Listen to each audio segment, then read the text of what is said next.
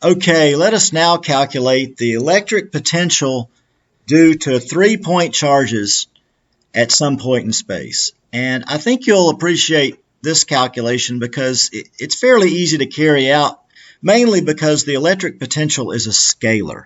You don't have to worry about vector components, and it's quite easy to do, and the electric potential of a point charge only depends on the magnitude and sign of the charge and the distance that charge is from some point in space at which you are calculating the electric potential.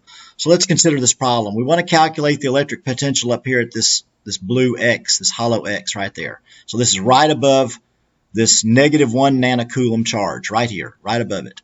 So really we have three contributions to the electric potential at this point. We have one from this charge, one from this charge, and one from this charge. So I'm going to call them, so if we call this Q1, Q2, and Q3, and Q1 is located at a distance D1 from the point in space, Q2 is located at D2 from that point in space, and Q3 is located at a distance that's given as 0.6 meter from the charge. Now, this is real simple. All we need to do is we need to know these distances, and we need to know the charges. Why is that? Well, let's go look at the formula for the electric potential. Now, remember that the electric field, when we first got introduced to electric field, we considered it to have units of newtons per coulomb.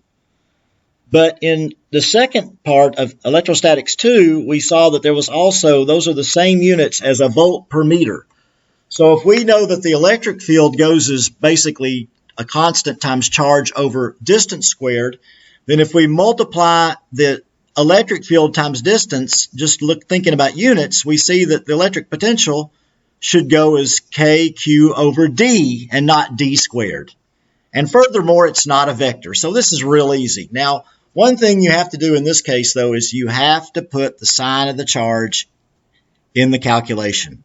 But it's just straight up easy. It's just straight plug and chug. Here's the electric potential of a single point charge is K, Q over D. And D is the distance to some point in space from that charge where you're calculating the electric potential. So in our case, we have 3 charges and 3 distances associated with this point. So how do we calculate D1? Well, it's a right triangle. We have, you know the old A squared plus B squared is C squared. So we know that this distance, the base of that triangle is 1.2 meter, and the height is 0.6 meter. So D1 right here is x1 squared, which I'm calling 1.2 meter, this distance squared plus this distance squared, and then take the square root. You put in the numbers, you get 1.34 meter. Okay, what's D2? Well, once again, that's a right triangle. Very simple to calculate that distance, D2. It's just 0.55 squared, which is the distance of the base. That's the base of your triangle. And plus 0.60 squared, that's the height, right? So it's just the Pythagorean theorem, 0.81 meter.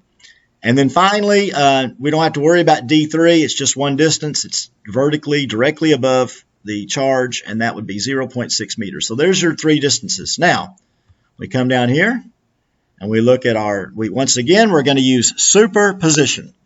The total electric potential is equal to the electric potential due to point charge 1 at its relative distance, plus the electric potential due to point charge 2 at its relative distance, plus the electric potential of point charge 3 at its relative distance. Now notice in this case, just go on and factor out K. That coupling constant of 8.99 times 10 to the minus 9, that is a common factor in all the contributions. So factor it out. And then you just have ratios of charge to distance for each respective charge. Now, however, note that I had to include the sign of the charge in here. So we're going to have a positive contribution and 2 negative contributions.